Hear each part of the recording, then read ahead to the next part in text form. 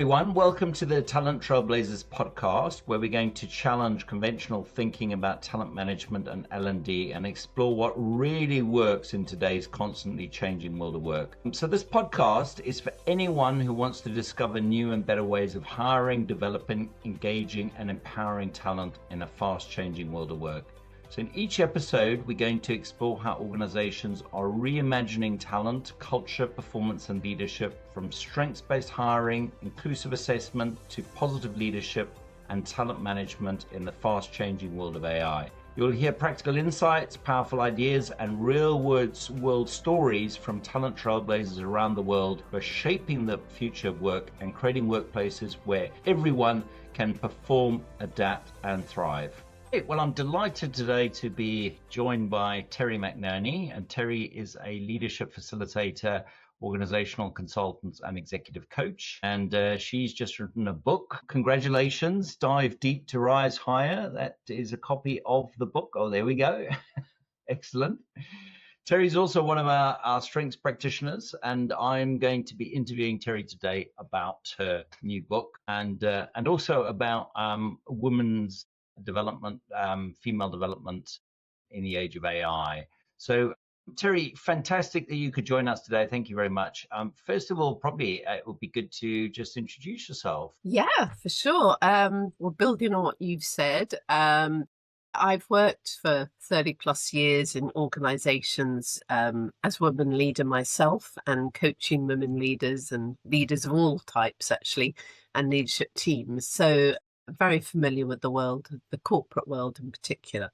And I currently work with Turning Point on large global programs, and I work with Inspire the Best, my own company, on smaller one-to-one and small group work. That's brilliant. Thank you, Terri. And Terri, I'm curious about I love the title, by the way. I think you've absolutely nailed it with the title, Dive Deep to Rise Higher. So tell us a little bit about the inspiration for the title and how it relates to the work that you do. Okay, great.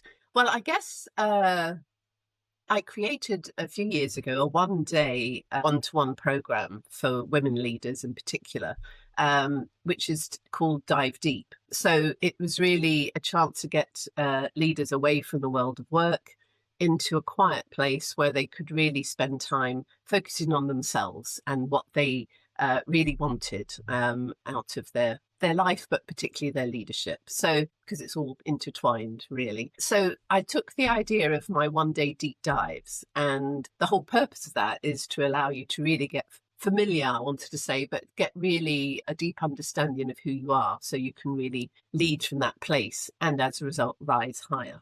And rise is a sort of a more natural thing that you can do to work higher in the organization, as opposed to climb, which feels a bit more effortful. So it's more of a natural rise. More aligned with sort of this notion of moving from the ladder to the squiggly career, I suppose, as well. Yeah. And I guess rise can not just mean a vertical, but it can mean lateral move. It can mean all sorts of different type of career moves. Yeah, it's really moving from where you are to where you want to be. And that can be, as you say, in all sorts of different directions. Yeah, and I love that.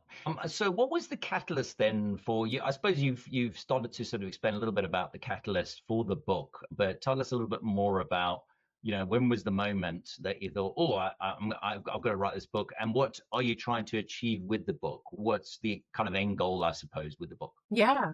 I guess what got me thinking about writing the book in the first place is I was looking for a way to bring together a lot of the experience and knowledge that I have, because as I look around my office, I've got an awful lot of workshop materials and programs I've been on over the years. And I was thinking about starting to clear it out, some of it, so that I had a more organized office. And then I thought, rather than throw it out, maybe I could combine it in a way that's really useful for other people. And then I thought, well, what would the focus be? And I think women leaders is something that's dear to my heart, being a woman leader myself. But I think I noticed more and more the women leaders I've been coaching have a lot of similar challenges. And even though they look very professional and successful on the outside, inside, there's a lot more going on. So it was really that deeper stuff that I was particularly interested in.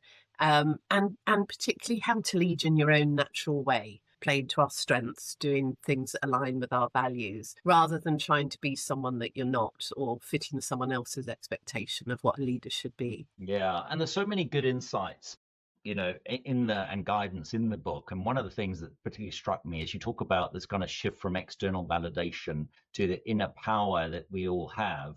Um, and and by the way, I think that a lot of the principles and the insights in the book don't just apply to women; they apply to men as well. And that really struck me as really powerful. So tell us a little bit more about that and how women, but people generally, can really kind of leverage, I suppose, their strengths and their resourcefulness to, sort of bring expression to that inner power that we all have, especially in this kind of fast changing, messy world that we're living in. Yeah, no, you're absolutely right. I think a lot of the book, the processes, the stories, the questions would apply to all genders for sure.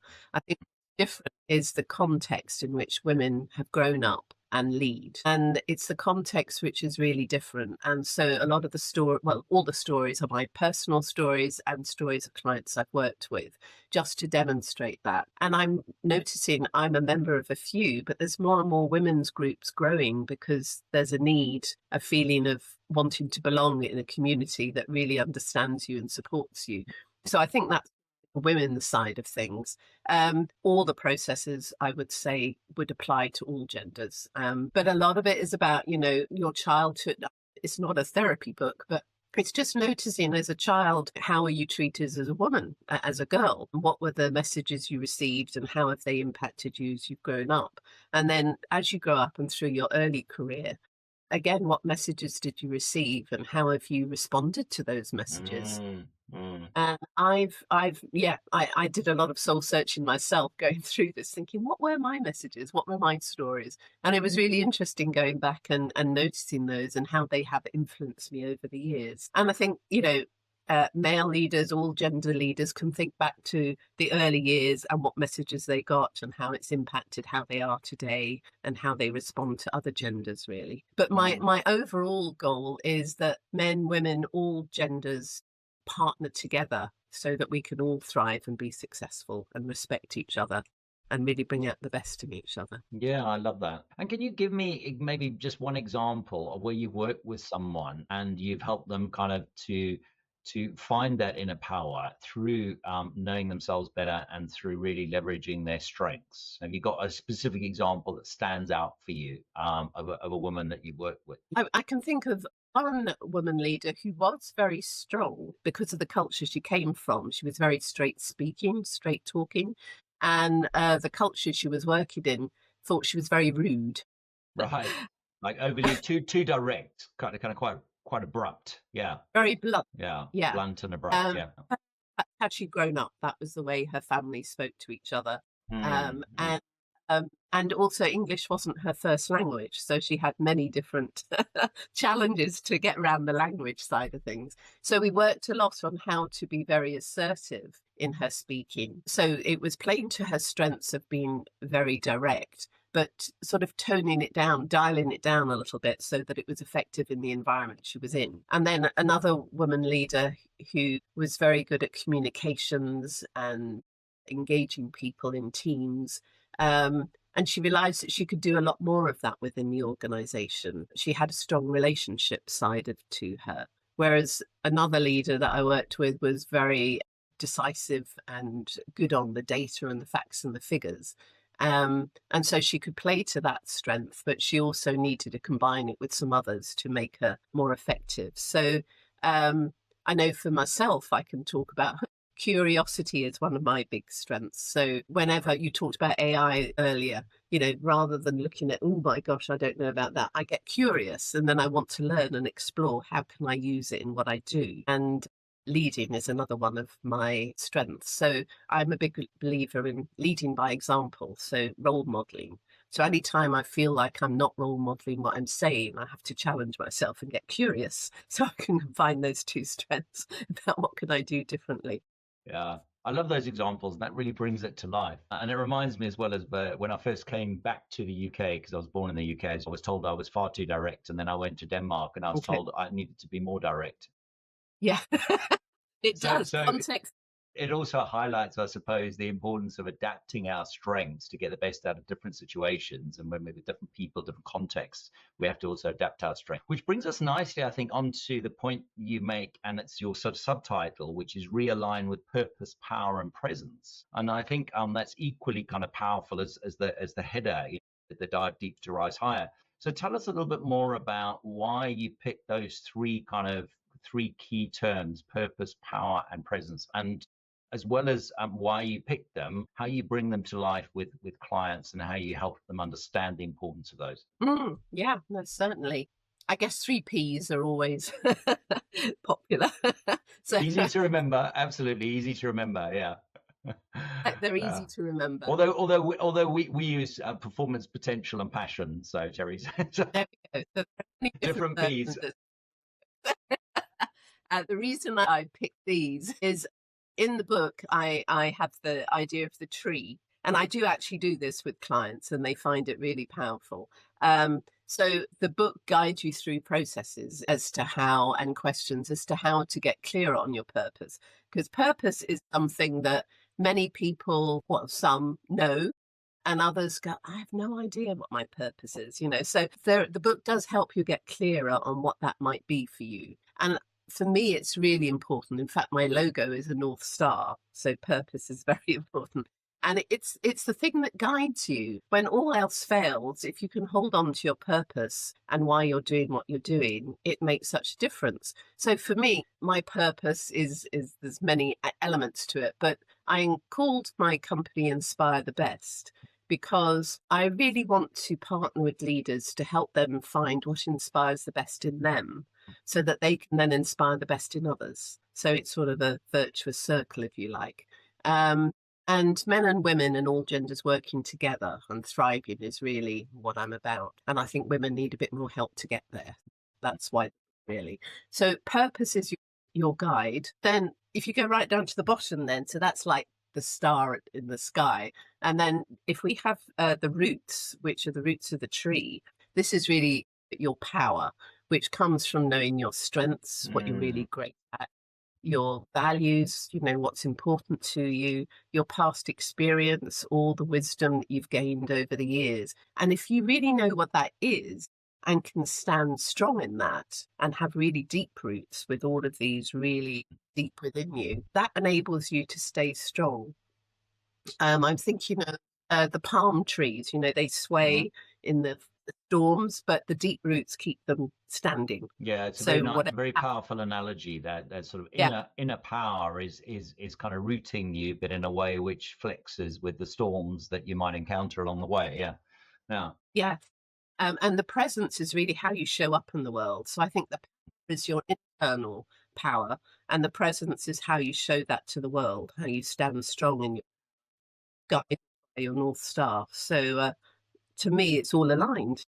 Yeah, no, I love that, and I'm curious also to understand, how do you think that those relate and help women, but also men, to deal with the significant challenges and the tsunami now of change that the world is facing, and all these kind of really kind of contradictions, but the paradoxes that every leader, every manager has to manage nowadays. Yeah, I think it is standing strong in who you are, about the storms, etc.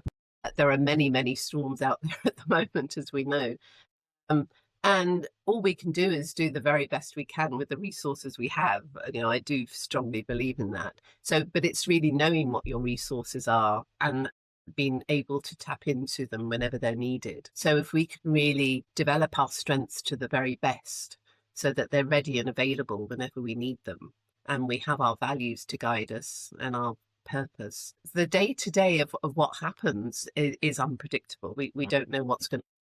But all we can do is be really that circle of control and influence. There's all sorts of things going on, but what can we control? Mainly it's ourselves. So how can we respond to what's happening? And how can we influence what's going on around us as best we can? Or influence the influences, as I often say. And beyond that, there's lots going on that we can't do anything about. So all we can do is do what we can with everything we have. So be really aware of what we have so we can make the best of it, I think. Yeah. Yeah, and again, it's about, I suppose, calling on those strengths and that kind of inner power to stay calm, and to recognize that, with the support of others, you can kind of, navigate your way through. And I think So yeah. or alone, it is working with others and trying to uh, find the strengths in each of us so that together we can be that much stronger and work together on it. Yeah, yeah.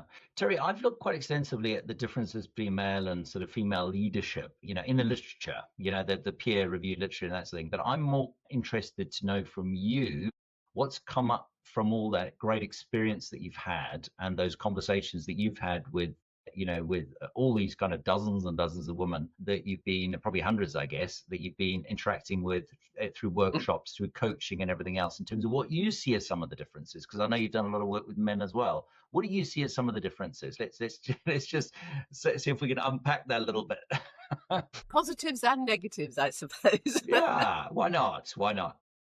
Yeah, well, I'll start with the positives. I think the positives are that sense of community and connection and really wanting to support each other. As when I get to communities, there's a really strong relationship base. It's not true of everyone. I mean, I was a maths teacher and I know there's lots of people who are scientific, and I've worked with various IT leaders who are women who can be much more matter of fact and direct. I can't generalize too much, but I notice when I get a group within a group of women that there really is a strong sense of community and connection.